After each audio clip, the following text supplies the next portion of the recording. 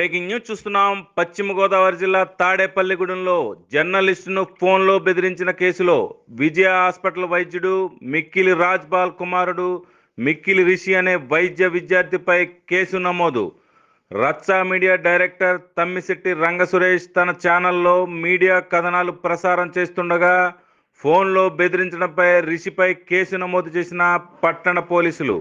ఇటీవల పాపాలరాజ్ పేరిట కొన్ని కథనాలు రచ్చ మీడియాలో ప్రసారం కావడంతో అవి తన ఆసుపత్రికి చెందినవేనని ఒప్పుకుంటూ ఫోన్లో బెదిరింపులకు పాల్పడిన రిషి ఆ కథనాలు తన తండ్రి రాజ్పాల్ గురించేనంటూ తానే డిసైడ్ చేసేస్తూ రచ్చ మీడియా డైరెక్టర్పై ఉద్దేశపూర్వకంగా ఫోన్లో బెదిరింపులకు దిగిన రిషి దీంతో తాడేపల్లిగూడెం ప్రెస్ క్లబ్ ఆధ్వర్యంలో ఆర్డీఓ కార్యాలయం వద్ద ఆందోళనకు దిగి ఆర్డీఓకు పట్టణ పోలీసులకు ఫిర్యాదులు చేసిన జర్నలిస్టుల ఫిర్యాదు మేరకు crime number 263/2024 under sections 174 of 351 of 2 BNS ప్రకారం నిందితుడు రిషిపై కోర్టు అనుమతితో కేసు నమోదు చేసి విచారణ చేపట్టిన పట్టణ పోలీసులు. కేసు నమోదులో నిష్పక్షపాతంగా వ్యవహరించిన పట్టణ సీఏ సుబ్రహ్మణ్యం, ఎస్ఐ నాగరాజు సిబ్బందిపై ప్రశంసలు కురిపిస్తున్న జర్నలిస్టులు.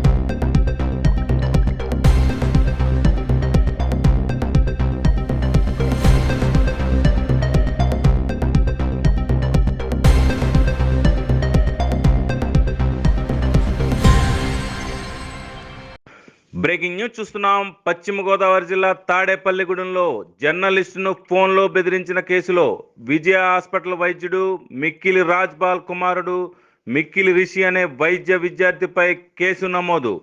రచ్చ మీడియా డైరెక్టర్ తమ్మిశెట్టి రంగసురేష్ తన ఛానల్లో మీడియా కథనాలు ప్రసారం చేస్తుండగా ఫోన్లో బెదిరించడంపై రిషిపై కేసు నమోదు చేసిన పట్టణ పోలీసులు.